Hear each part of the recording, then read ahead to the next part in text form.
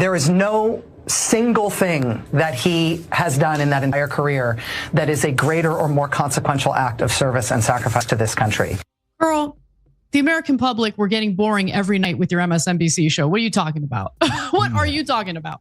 Go outside and talk to real people. She is so out of touch with ordinary people. It is amazing. Ana Kasparian is making waves once again, and this time, she's setting her sights on none other than Rachel Maddow. That's right. Ana is pulling no punches, exposing the hypocrisy, fear-mongering, and complete disconnect of liberal elites like Maddow, who seem more focused on controlling the narrative than actually engaging with reality. 4 years, Maddow has ruled MSNBC, delivering endless warnings about Trump being the ultimate threat to democracy. But now, even those on the left are starting to question if she's completely out of touch. And Ana, she's not letting it slide. From the media's meltdown over the 2024 election to Biden's cognitive struggles and the press's failure to read the writing on the wall, Kasparian is dropping truth bombs left and right. So stick around, because we're breaking it all down. Grab your popcorn, hit that like button, and let's dive in. Biden hasn't been disqualified from running for the presidency, but anything having to do with any of his performance. It's just that it's going to be a tough fight. And so I think the backup plan is fight harder. The backup plan is make sure you win the Senate. The backup plan is people should volunteer earlier and do more and give more money and do all of those things. That was MSNBC host Rachel Maddow back in June of 2024. And keep that in mind when you consider that Semaphore spoke to key media figures across digital, print, and legacy media, Republicans and Democrats, to discuss the things that they got wrong in 2024. And judging by that video you just watched, Rachel Maddow did get some things wrong. The question is, did she learn a damn thing about it? Well, rather than citing her real mistakes and terrible predictions, she actually ended up blaming her audience. So here's her statement to Semaphore. She said, "I thought people would be more unnerved by JD Vance, less the cat lady thing and more the Americans are going to have to get over the dictator phobia Mencius Mollbug thing." Now, if you're unfamiliar with Mencius Mollbug, that's a pseudonym for Curtis Yarvin, and Curtis Yarvin is someone who's against liberal democracy and is in favor of a monarchy. He seems to have a tough time defending that position. Cenk Uygur actually interviewed him about it, and it was embarrassing if you ask me. But on October 1st, Gallup released the following poll comparing voter ratings between Tim Walz, who was the VP pick for Kamala Harris, and JD Vance.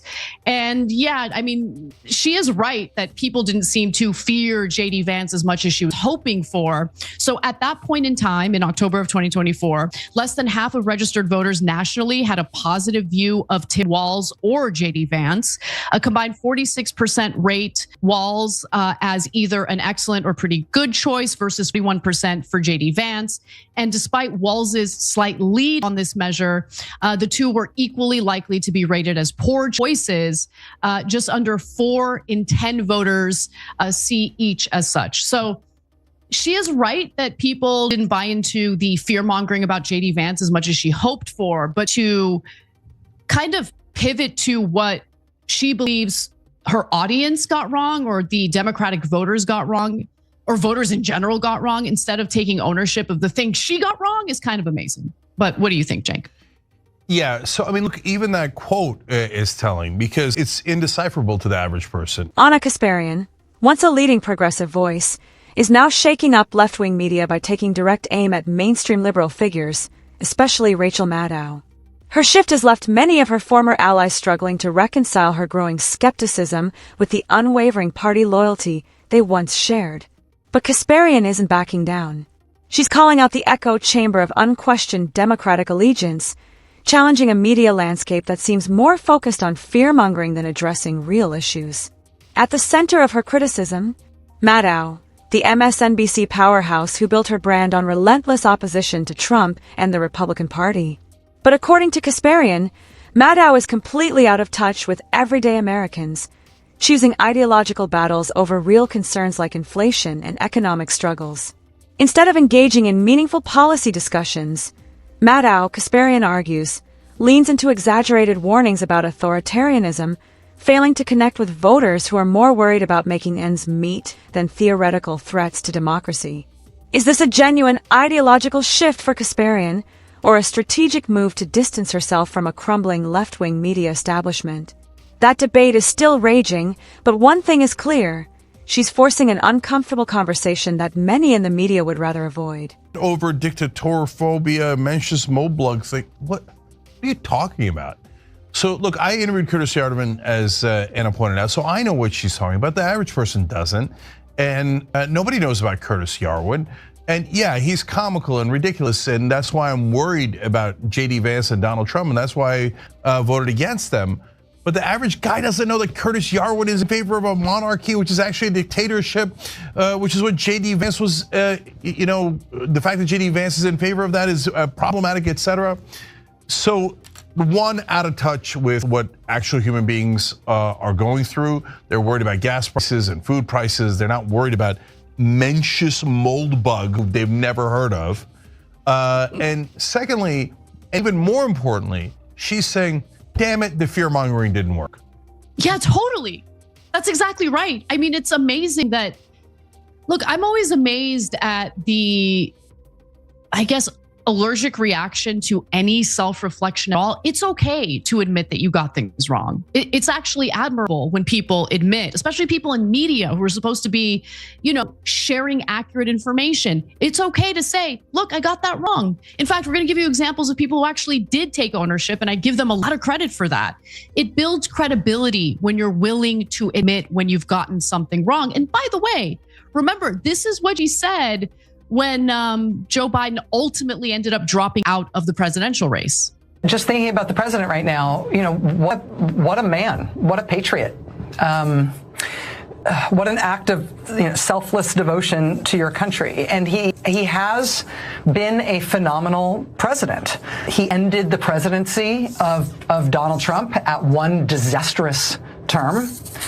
And he did it while being decent and civil and honorable. The 2024 election, and Joe Biden's role in it, has become a focal point of this growing debate.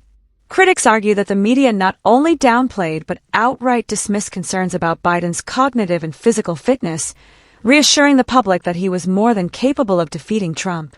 But as the election cycle unfolded, the cracks became impossible to ignore.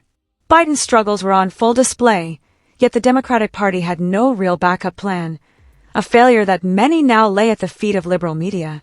Instead of confronting these issues early on, figures like Rachel Maddow were so certain of Biden's inevitable victory that they ignored clear warning signs. And when reality finally set in, rather than taking responsibility for their miscalculations, these media voices reportedly shifted the blame, pointing fingers at voters instead of admitting they had failed to present a compelling alternative. Whether it was dismissing Trump's success as a product of uneducated white women or labeling the electorate as misinformed, the pattern was clear. The problem wasn't with their messaging, it was with the public. This refusal to engage in honest self-reflection, critics argue, is one of the Democratic Party's biggest weaknesses, and one that could cost them even more in the future. Occasionally boring at a time when boring was absolutely what we needed. And I just, his career of decades in public service as a senator and as a very successful vice president and as a phenomenally successful president, there is no single thing that he has done in that entire career that is a greater or more consequential act of service and sacrifice to this country. Girl, the American public were getting boring every night with your MSNBC show. What are you talking about? What are you talking about? Go outside and talk to real people. She is so out of touch with ordinary people. It is amazing. Ana Kasparian's critique of Rachel Maddow and the liberal media exposes their failure to address real concerns, from Biden's struggles to their habit of blaming voters instead of reassessing their own narratives. Whether her shift is a wake-up call or strategy, she's sparking debates the media wants to avoid. What's your take? Drop a comment, like and share this video, and don't forget to subscribe.